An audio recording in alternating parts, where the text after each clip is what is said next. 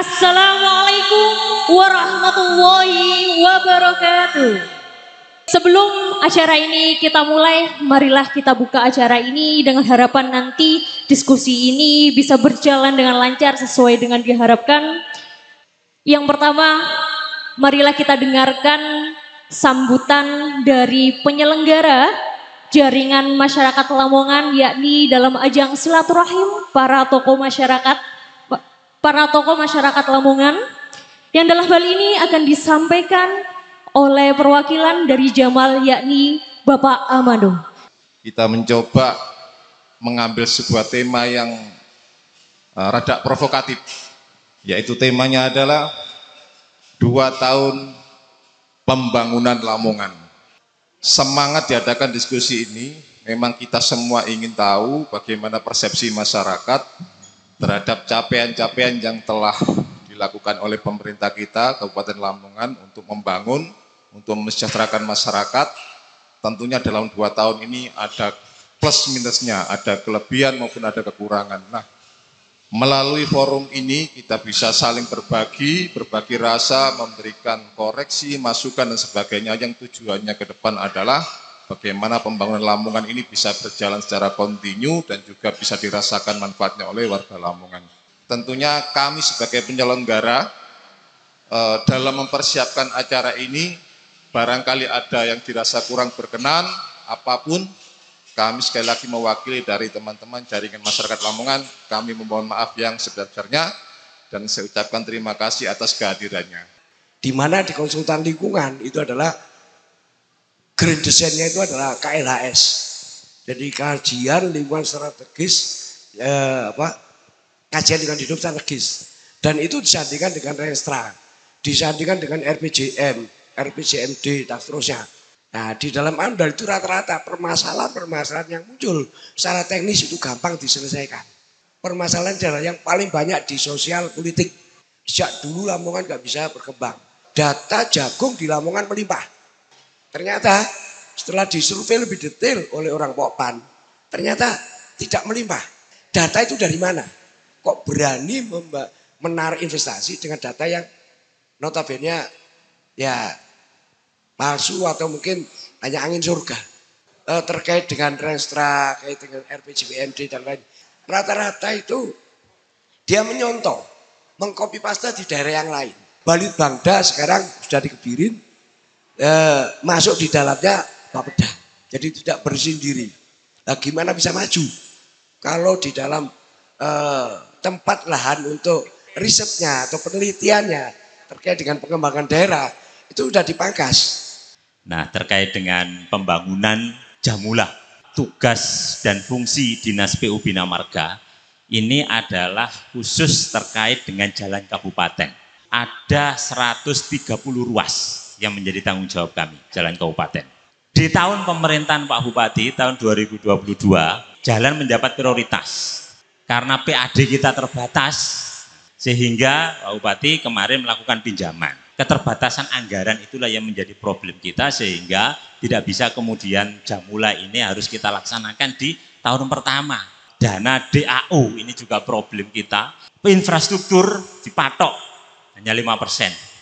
Kemudian yang lebih banyak itu memang hanya di dinas pendidikan, di sektor pendidikan dan kesehatan. Kalau ingin pembangunan khususnya di Kabupaten Lamongan ini berhasil, maka kunci pertama adalah suksesnya, keberhasilannya pemerintah membangun dunia pendidikan, mempersiapkan SDM.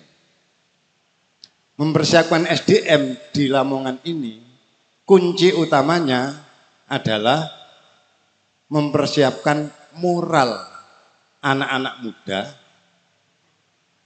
supaya pada saat menerima tampuk kepemimpinan, itu bisa mengambil yang baik dan mempertahankan yang baik meskipun lama, tapi mengambil yang baru yang lebih baik. Terhadap keberhasilan pembangunan yang dibangun dimulai dari perbaikan moral, pendidikan karakter. Di situ dalam kitabnya beliau sampaikan 2 hal begini. mantaraka dunub raqqa qalbuhu mantarokal haram wa kalal halal sofat fikratuhu. Ini dawuh dawuh beliau Kiai Haji Nawawi Al-Bantani di dalam kitabnya Nasoihul Ibad. Agama terlalu dalam ditarik-tarik di dalam dunia politik, maka agama itu hanya merupakan simbol. Kita diskusi ini untuk kepentingan Lamongan, entah hari ini atau masa depan. Tapi sekali lagi tidak harus melepaskan bagaimana Lamongan terjadi hari ini. Terkait banjir, kurang lebih hampir setahun nggak ada yang terjadi apa-apa. Hanya pertanian kami tumbang, pertambakan kami tumbang, apalagi saat ini belum sempat panen, air sudah menenggelami, belum lagi pupuk. Sampai sekarang kita susah mencari pupuk. Kita hanya ditanggapi, yang penting dalane apik lah beres. Tapi menangani banjir ini, bagaimana?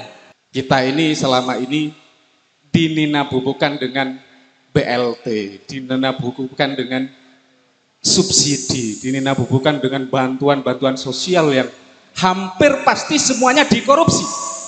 Artinya kita diharap untuk tenang. Padahal kita diruntuhkan secara lan-lanan. Saya sendiri juga termasuk pembina daripada relawan Bengawan Jero. Memang masalah banjir yang ada di Bengawan Jero itu adalah masalah sangat kompleks sekali. Kalau anggaran Kabupaten Lamongan untuk menangani permasalahan banjir yang ada di Bengawan Jero, saya kira nggak ada apa-apanya. Karena dengan kompleksitas daripada permasalahan yang ada di Bengawan Jero, ini memang tidak bisa kita itu membalikkan telapak tangan, permasalahan di Bengawan Jero itu bisa kita sulap selesai. Bupati manapun dan bupatinya itu siapapun dari pemerintah sudah bekerja. Cuma karena terlalu banyaknya permasalahan yang ada di Bengawan Jero, sehingga sekali lagi tidak akan bisa disulap membalikkan telapak tangan untuk menyelesaikan masalah yang ada di Bengawan Jero. Infrastruktur hanya 5% kan dari seluruh anggaran itu. Sementara lebih besar adalah kesehatan dan pendidikan. Justru hari ini anggarannya begitu besar dari kesehatan, tapi puskesmas pembangunan hari ini sangat bermasalah. Karena tahun ini pendapatan asli daerah turun. Ditumbasi programnya hanya kaos, seremonial kaos. Tapi secara konkret tidak ada program yang betul-betul beli UMKM. Mestinya tadi saya kira itu mengharapkan ada Bapeda untuk hadir di sini. Pelaksanaan penanganan Bengawan Jero ini, bagaimana ini menjadi paradoks, bagaimana ini menjadi delusi, bagaimana ini menjadi hal aktivitas hanya diambil sebagai muatan-muatan agar anggaran ini bisa diturunkan. Tapi tidak daripada angka untuk penyelesaian secara bertahap daripada proses. Jadi tahapan trap perencanaannya ini tidak ada sama sekali. Kalau ada step by step perencanaan yang jelas, tapi sampai batas ini kita tidak melihat hal itu untuk diupayakan. Kalau kita anggaran ini ternyata sudah dianggarkan, tapi kita menilai angka daripada kesuksesan ini tidak ada, saya katakan ini bisa praduga ini korupsi. DPC Gemeni Lamongan menolak Bengawan Jero itu dinamakan bencana, itu bukan bencana, itu murni daripada kapasitas pemerintah Kabupaten Lamongan. Nah, pemerintah cenderung senang gitu loh dengan pendirian lembaga pendidikan untuk mencapai grade pendidikan bahwasanya Lamongan ini maju pendidikannya ketika berhasil mendirikan lembaga pendidikan. UMKM kalau memang mau menumbuhkan UMKM, apa sih kuncinya? Toh pejabat-pejabat kita, saya nggak tahu itu milik siapa, tetapi maksimal bisa dikatakan 90% minimarket itu milik pejabat yang ada di Lamongan.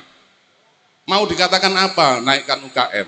Toh masyarakat kecil, pelaku usaha mikro tidak ada proteksi di tingkatan itu. Padahal di tingkatan masyarakat kita sebenarnya mampu membuat sistem yang seperti seperti halnya minimarket dan lain-lain, mampu. Tetapi kita dalam hal ini kalah bersaing ketika ada tingkatan manajemen atau yang lain. Tadi saya sempat mendengar kawan Makrus, ternyata BLT menindakbubukan masyarakat. Itu mungkin multitafsir juga.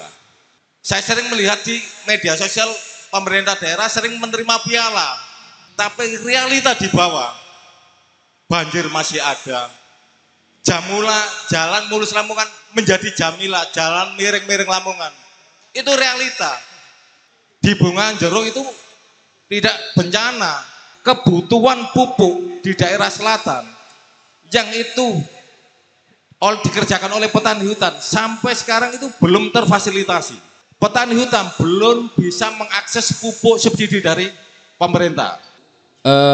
Yang disampaikan dari beberapa pendapat tadi, maaf, kami Bengawan Jero ini sangat terdampak dengan adanya pembangunan ya yang tidak tertata secara tata kotanya, nggak ada tata pembangunannya. Selama ini banjir tidak pernah kiriman dari daerah selatan, Bapak. Dalam jangka waktu 100 hari program kerja Pak, yes memang banyak kekurangan.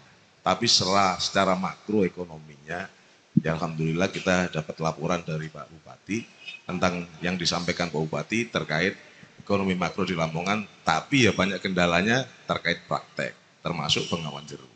Jadi harapan kita nanti di Gerindra tetap mengkritisi secara kebijakan Bupati, tapi kita sampaikan bahwasanya Bengawan Jero perlu penanganan khusus. Bahwa sekarang itu ada kemajuan khusus UMKM, Pak Bupati memfasilitasi UMKM itu memasukkan produknya di minimarket. Ini terobosan yang luar biasa. Tapi kekurangannya adalah kita promosinya. Itu yang perlu kita catat.